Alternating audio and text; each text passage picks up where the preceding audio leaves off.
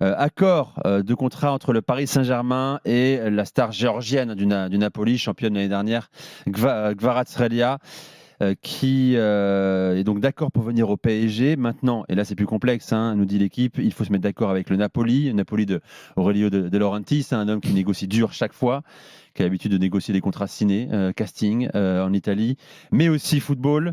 Le PSG estime que les Géorgiens, la valeur du Géorgien se situe autour de 60 millions d'euros. Au Napoli, voilà, bien sûr, on en veut 100. Oh.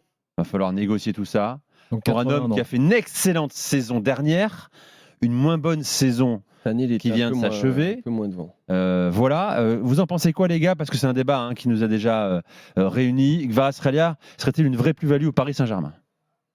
Personnellement, en valeur, ces prix-là en plus, quand tu prends à combien, quel prix? Celui du PSG? Oui, imaginez à 70 millions d'euros même, tu vois, 70-80. Moi, je pense que ça serait une bonne pioche, mais des bonnes pioches, il y en a eu souvent, très souvent au PSG.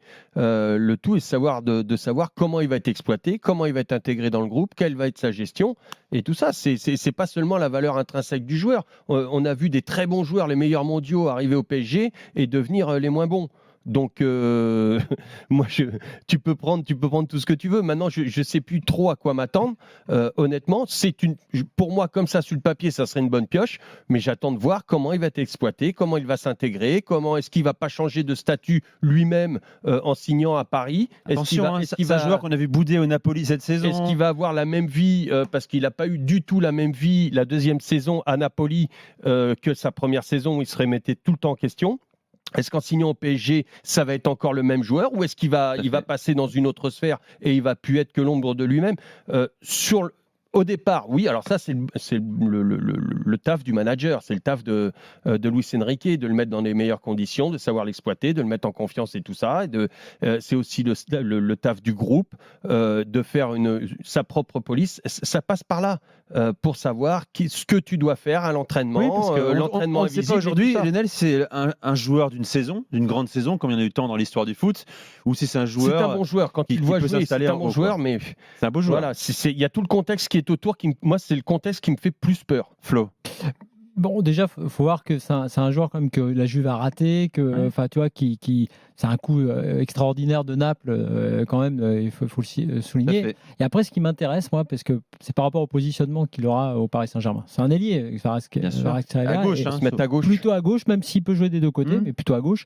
Et moi, ça m'intéresse parce qu'on dit, ah bah ouais, mais alors, quid, comment tu fais parce que tu as Barcola? Et là, on voit que le PSG doit être évidemment ce grand club, évidemment que tout le monde va être challengé et évidemment que ça rentre ça tout à fait, il t'en faut deux et que si Barcola était aussi bon cette année, c'est aussi parce que Luis Enrique l'a mis dans le challenge et lui a permis de challenger les autres, etc., etc. Donc ça déjà pour moi c'est pas un souci, au contraire c'est très très bien que Barcola soit challengé et même que Kvaratskhelia, content ou pas, soit challengé. C'est ça le souci, parce que là il n'était pas challengé au Napoli. Il n'était pas challengé. Non, mais... Est-ce qu'il va accepter ce challenge avec Barcola? En tout cas, sa gestion, il arrive dans une autre sphère. Je suis d'accord. PSG, c'est pas Napoli. C'est vrai que c'est plus simple aussi pour Luis Enrique, a priori, de gérer un Barcola que de gérer des joueurs comme ça. Mais ça fait partie du truc et je pense de la discussion, et y compris de la discussion qu'il peut avoir avant la signature du contrat. Donc, moi, je le vois comme un point très positif. Moi, je ne commande pas le côté il coûte tant, donc il doit mettre tant. Il ne doit pas faire. Non, soit c'est un très bon joueur et quelque part. Je dis pas peu importe, mais entre 50, 60 ou 69 millions, moi je m'en fous un peu. Bon, ok, c'est cher, mais je pense qu'effectivement c'est un joueur de grand talent qui va apporter beaucoup et qui est, pour une équipe qui veut retrouver un collectif digne de ce nom, qui est le bienvenu, y compris pour challenger Barcola sur le côté gauche. On parlait de Kvaratskhelia, je disais, en plus, les relations sont très bonnes entre le Napoli dans l'absolu et le PSG. Il y a eu beaucoup de mouvements, de Cavani à Lavezzi, entre autres. Qu'est-ce qu'on a eu de Fabian Ruiz également. Du pognon.